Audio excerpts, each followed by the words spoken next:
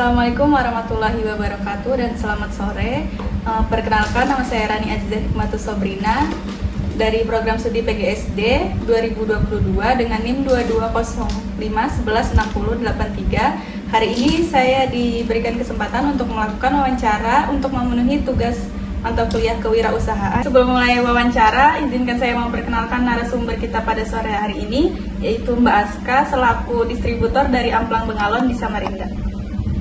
Sebelumnya terima kasih kepada Mbak Aska sudah mengizinkan saya untuk melakukan wawancara. Langsung saja ya saya lakukan wawancara.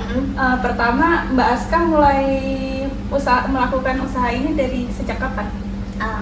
Untuk jadi distributornya atau kita bisa bilang juga reseller untuk di Samarinda ya, itu dari 2023. Sebelum Mbak jadi distributor, Mbak atau mempunyai profesi lain?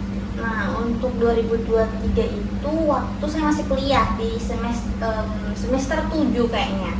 Karena di situ sambil mengisi waktu karena kan mahasiswa akhir tuh bingung nih mau ngapain, dan itu waktu penelitian saya itu membutuhkan buah yang harus nunggu musimnya, dan musim itu tahun depan, jadi kosong kan di sini tapi nggak ada kerjaan lain, jadi coba buat mendalami di distributor Amplang Bengalon. Dan di sini saya khusus fokusnya itu di online, jadi Shopee, TikTok Shop itu. Apa sih alasan Mbak ngambil usaha ini? Karena memang dari orang tua sih, orang tua yang produksi. Kemudian saya ngerasa kayak sia-sia atau kayak kurang aja kalau misalkan di sini surganya Amplang kan di Samarinda banyak ya, pilihannya tuh banyak. Saya ngerasa kayak kecewa aja kalau misalkan produk orang tua saya tuh nggak ada di sini atau belum dikenal orang banyak. Jadi saya mau mencoba untuk membuka pasar di Samarinda seperti itu. Oke, sebelumnya maaf nih ya, awal mula Mbak mulai usaha kira-kira butuh modal berapa? Nah, kalau untuk modal sendiri karena memang dari orang tua kan mengajarkan juga bagaimana cara usaha, jadi waktu itu saya free, nol rupiah. Jadi saya dikasihkan dulu barangnya, saya minta dulu 50 pieces dulu waktu itu, terus saya coba jual dengan Shopee gitu kan. Setelah habis barangnya baru saya bayar sesuai dengan nominal yang biasa mama saya kasih ke orang lain, seperti itu. Nah, makin kesini makin ada tuh kebutuhan kayak kardus kan. Waktu itu kardus masih saya ke toko-toko tuh beli lah, bahasanya beli, tapi karena cuma mintanya 1 atau 3 buat di packing di Shopee, jadi free aja gitu kan, dikasih sama orang toko tuh. Toko-toko kayak Danda itu free gitu kan. Nah, karena semakin kesini kan kebutuhan makin meningkat tuh, alhamdulillahnya salesnya makin tinggi, ada targetnya juga, jadi kardusnya lebih proper. Akhirnya modal kardus oleh-oleh. Nah itu pun dikeluarkan atau budgetnya itu berdasarkan keuntungan yang sudah diperoleh seperti itu. Jadi nggak harus ngambil dari tabungan atau harus bagaimana, tapi dari keuntungan yang sudah kita peroleh kita sisihkan, kayak biaya lakban dan lain sebagainya itu disisihkan lagi setiap bulannya, seperti itu. Kalau kan usahanya nih online nih, lebih ke online. Kira-kira ada waktu buka tutupnya atau gimana? Ya itu harus ya, biar kita walaupun online itu ada kayak jam kerjanya, biar nggak capek, biar nggak bingung juga gitu, seenaknya aja, biar fokus juga kan. Untuk jam kerjanya itu dari jam 8 sampai jam 7 malam, itu udah maksimal pengantaran. Tapi kalau memang udah janjian buat besok nih minta tolong dikirimkan by Maxi, bisa jam berapa gitu, itu masih bisa. Apa Mbak punya pegawai ke usaha ini? Kalau sekarang masih belum sih, masih dikerjain berdua sama suami, seperti itu.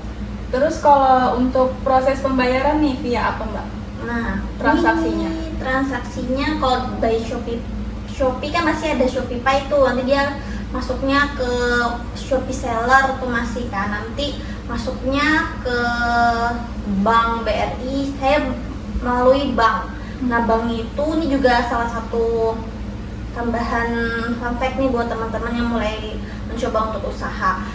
Mungkin harus dikhususkan, kan sekarang tuh zamannya kiris kan, nah itu kan pasti pakai bank. Nah itu tuh harus disiplin, harus dari satu pintu, satu bank aja, dan itu dikumpulin semua pembayaran tuh harus dari satu bank aja, biar nggak bingung nih kalau misalkan sama uang pribadi kita uang pribadi seperti itu. Jadi sekarang masih melayani dari Shopee, e-wallet itu, kemudian QRIS juga bisa, sama dari cash juga.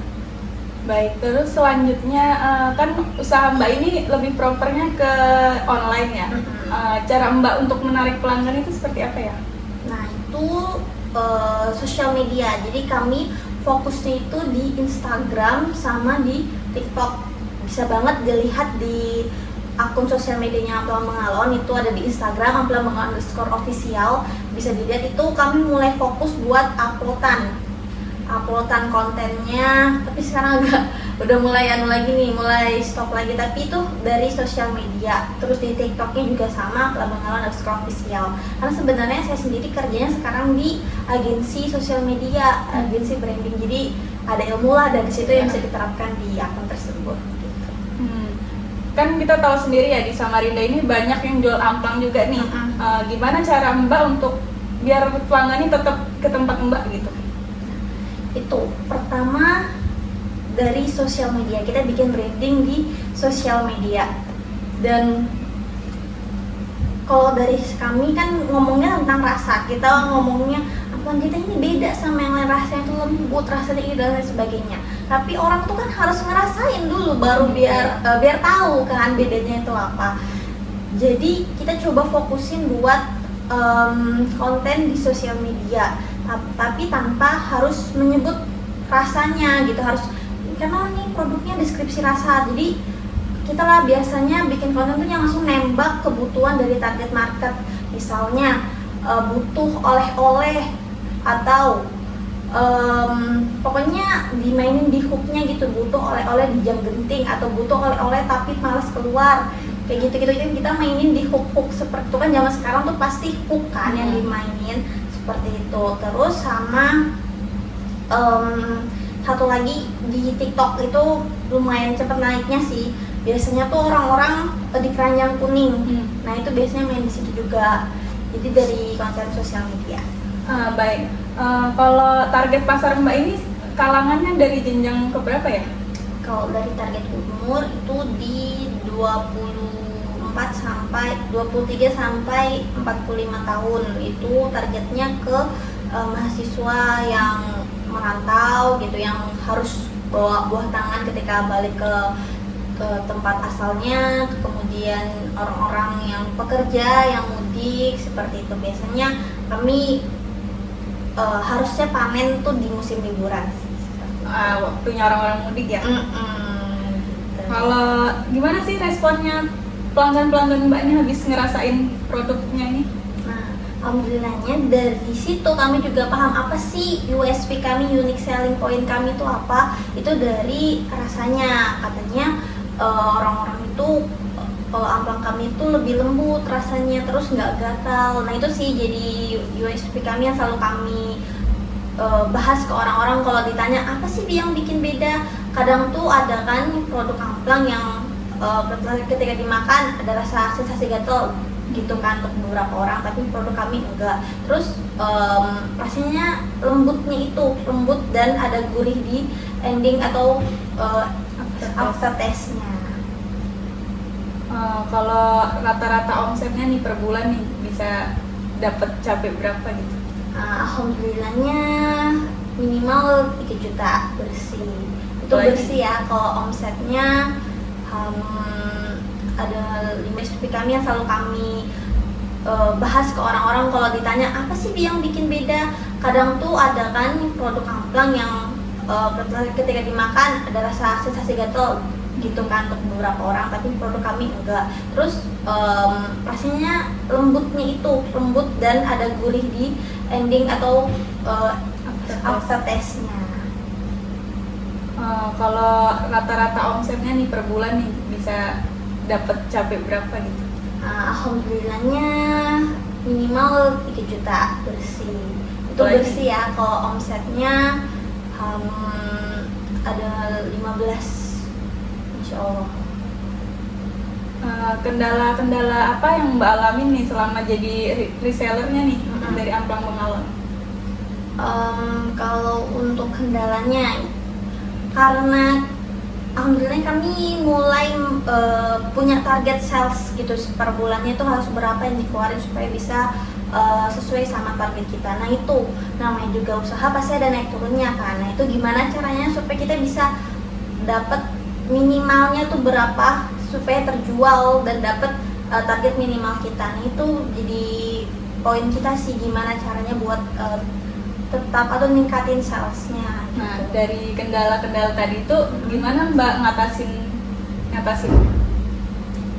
Nah, yang pertama tadi dari sosial media kita naikin lagi gitu kan. Terus yang kedua kita komunikasi sama reseller kita yang lain. Jadi kita nggak jual secara kira aja. Di sini beberapa kita juga kerjasama sama pihak lain. Ada swalayan juga, Planet Swalayan kita juga kerjasama. Kemudian ada Cemina sama ini juga kita kerjasama. Kita tanya, kadang kita ngobrol kayak apa ya kekurangan produk kita atau gimana sih sales kita bulan ini, ada masukan atau bagaimana, itu kita ngobrol. Nah dari kekurangan tersebut, masukan tersebut nanti kita evaluasi, coba kita tingkatin lagi seperti itu. Kayak kemarin ada dari reseller tuh ada yang ngomong kayaknya kami nggak cocok deh, kan kami punya 2 varian ya, ada yang 100 gram sama 50 gram. Kayaknya kami nggak cocok deh kalau untuk ditaruh barang atau dititip produk yang 50 gram karena di sini kayaknya orang-orang lebih suka yang langsung 100 graman. Oh oke, coba kita supply aja yang 100 gram aja gitu. Dan alhamdulillahnya naik terus. Kemudian kita mainin juga ide sales gitu, kayak orang tuh kadang kalau cuma dikasih produk 50 gram sama 100 gram nih bingung nih kira-kira cukupnya berapa ya, apa over budget atau enggak ya. Akhirnya kita coba mainin di paket, mau paket budget berapa, 100.000, 150.000 yang sudah input kardus tuh yang bagaimana. Nah itu dimainin seperti itu, jadi orang-orang bisa langsung nembak, oh saya mau budget yang 150.000 seperti itu. Nah, dalam usaha ini mungkin ada suka dukanya ya. Nah, bisa ceritain apa aja, Mbak? Ya, suka dukanya, dari dukanya dulu mungkin kalau kehilangan reseller, kehilangan partner kerjasama itu sedih. Kemudian ketika dari Shopee ternyata ada keluhan atau review yang kurang baik, itu juga pasti sedih banget. Apalagi yang agak sedih banget itu, yang paling sedih namanya juga kita udah kirim barang untuk produknya, kemudian balik lagi ke kita. Nah karena alasannya alamat tidak lengkap, sedangkan tuh di luar kesalahan kita tuh. Nah itu sedih banget karena udah effort dan udah jangka waktunya, karena sudah namanya juga kerupuk ya, karena dikirim dengan proses perjalanan itu pasti akan kembalinya kan berkurang kualitasnya, itu juga sedih. Nah jadi harus agak tricky juga kalau main di marketplace. Kemudian untuk sukanya, ketika customer kita suka dengan produk kita secara jujur atau secara natural, kayak cerita, teman saya kasih produk itu seneng loh, suka loh, itu juga seneng banget dengar ceritanya seperti itu. Dari suka duka ini kan kita tahu penghasilan itu kan nggak selalu stabil ya Mbak. Gimana sih biar Mbak tetap optimis nih dalam melakukan penjualan? Kalau kata orang, kalau jadi wirausahawan tuh pasti dekat sama Tuhan. Benar banget. Jadi karena kita nggak ada kepastian, jadi kita selalu pasti kita akan selalu berdoa gimana caranya diberikan petunjuk dan lain sebagainya. Kalau ada kena salah satu masalah atau tadi yang dukanya tadi, berdoa lagi gimana caranya supaya bisa menghadapi. Kadang juga pernah banget kita salesnya turun drastis banget, dan itu udah pokoknya nggak sampai 50% target kita, itu sedih banget. Akhirnya sempet down, sempet yang kayaknya nggak, memang nggak di sini deh yang jalannya ya kan. Itu sempet juga, tapi ternyata ada aja jalannya seperti itu, ada aja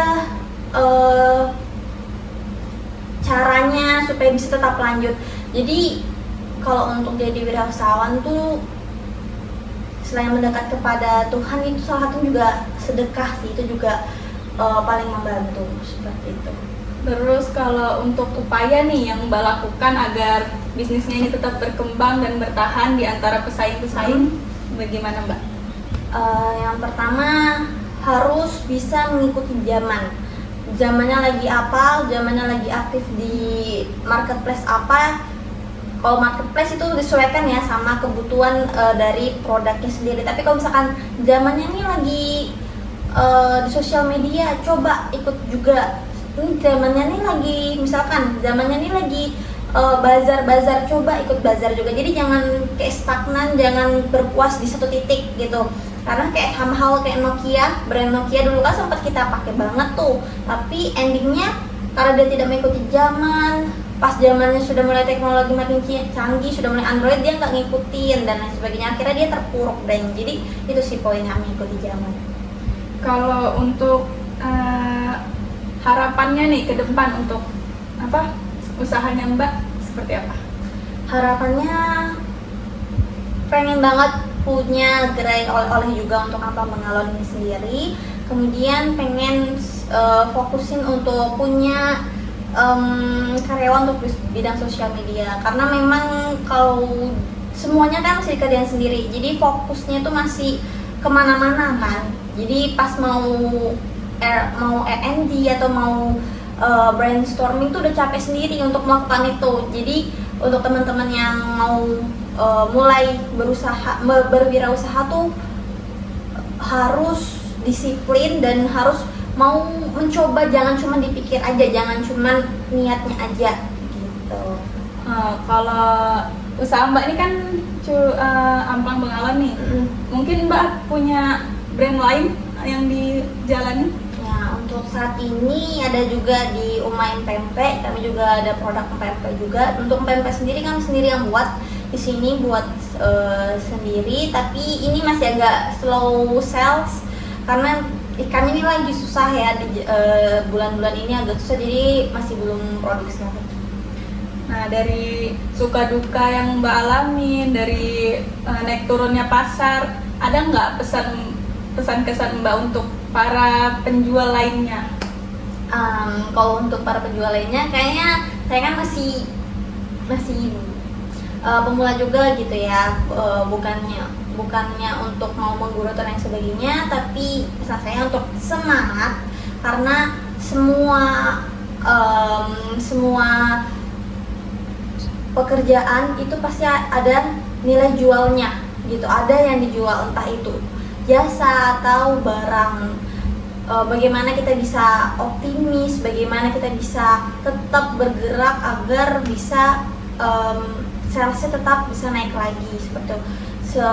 Terus kemudian semangat dan tidak mudah putus asa. Baik, sampai di sini wawancara saya. Terima kasih ya Mbak Aska sudah menyempatkan diri untuk bercerita dan membagi pengalamannya kepada saya. Semoga usahanya bisa berjalan terus, omsetnya bisa tetap naik, berjalan lancar. Amin. Terima kasih. Assalamualaikum warahmatullahi wabarakatuh.